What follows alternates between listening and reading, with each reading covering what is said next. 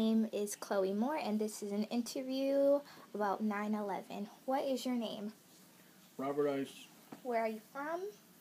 Detroit, Michigan. How old were you when 9/11 occurred? 51, Where were you? Detroit Metropolitan Airport. What do you remember about that day? They announced on the news that a plane had hit the World Trade Center, or something had crashed into it, and they weren't sure. And at the time, I was listening to WWJ radio, so it was interesting. Then they went on and said that the building was burning, and they had live interviews. One of the fellows that worked with me had a small portable TV. He tuned it in and saw that the building was burning, and probably within, I don't know what the estimated time was, within 15 to 20 minutes, they said it was a second accident on the buildings, and they shot some live video of the plane actually crashing into the towers. At the time at Metro Airport, the planes were taking off and landing, and by the end of that day, they sent the report out that all American flights within the USA are to be grounded. So they had a bunch of planes come in, and the airport, the tarmac, and most of the parking areas, planes were packed with planes unscheduled for landing because they wanted to get everybody out of here as soon as possible. Then they had some more reports about a plane crashing into Washington, D.C. They weren't sure if it was the White House, the Senate building, or something, but they discovered it had crashed into the Pentagon building. And they scrambled some fighters over Washington, but by the time they were in the air, they were out. The planes had crashed. The other one was further out in Shankstown, Pennsylvania, I believe it was. The report was that the passengers overtook the hijackers, and the plane did not make it to its destination, which I think was another place in Washington or something, or New York, and it crashed in Pennsylvania. From then on, it was news. I got home. Everything was news about the World Trade Center in New York City, and it was basically just panic. And then later on, one tower collapsed within itself straight down. A lot of smoke and smoke and dust. And then I don't remember the exact time frame, but within I would say a few hours, the other one collapsed upon itself.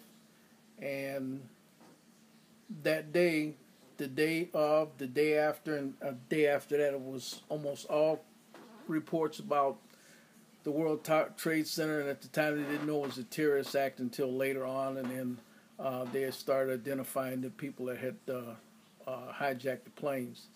One was, I think, two were American Airlines. One was United flights, large body type planes. I think they were, I'm not sure what they were. But anyway, they were larger planes.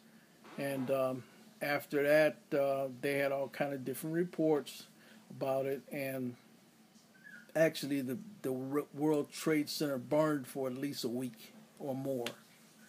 And a lot of, as you know from the reports, a lot of people lost their lives. And basically, that was my my report. Like I said, when I got home, that's all was on TV. And the next day I went to work. It was complete silence, not a plane in the air, nowhere. We saw a couple of jet fighters fly over the airport, and that was it. So, but at least I think, to my best memory, at least 2, maybe 3 days there were no domestic flights, just basically military and I guess high priority planes were flying, and that was it. And that's about all I remember as far as the first and second day of the World Trade Center. Like I said, most people were saying they couldn't believe it had happened, and then they finally started figuring out it was a terrorist.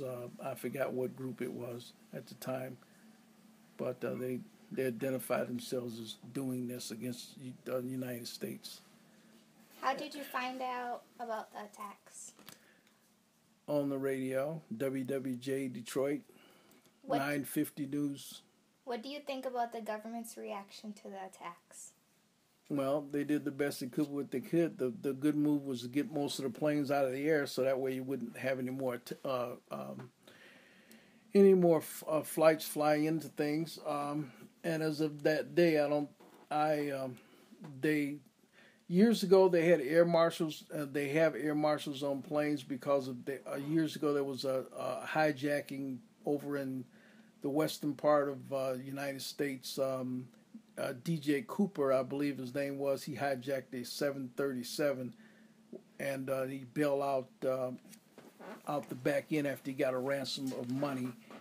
And but that's about it. But basically, it was not a lot they could do. They started putting more measures into security at the airport, and people basically had to go through a lot of changes to get on and off airplanes. How has 9/11 changed our world? It's changed the world. It's made air flying a little bit more inconvenient. It's also put more defense, or as they say, homeland security into effect. They've put some new agencies into effect, mainly the Office of the Homeland, I think it's TSA, Homeland Security, and Border Patrol. They've been combined now, and they've made a new agency for security, border security. Do you agree? And it's worldwide too, not only here, just worldwide. They have, United States has agents, and they work with other countries too, to try and stop the actions of people hijacking planes. Do you agree with the decision to invade Afghanistan? Why? I have no working facts on why it was done. I've heard different reports, but no, I don't have any real comments on it. Okay, thank you for your time. You're welcome.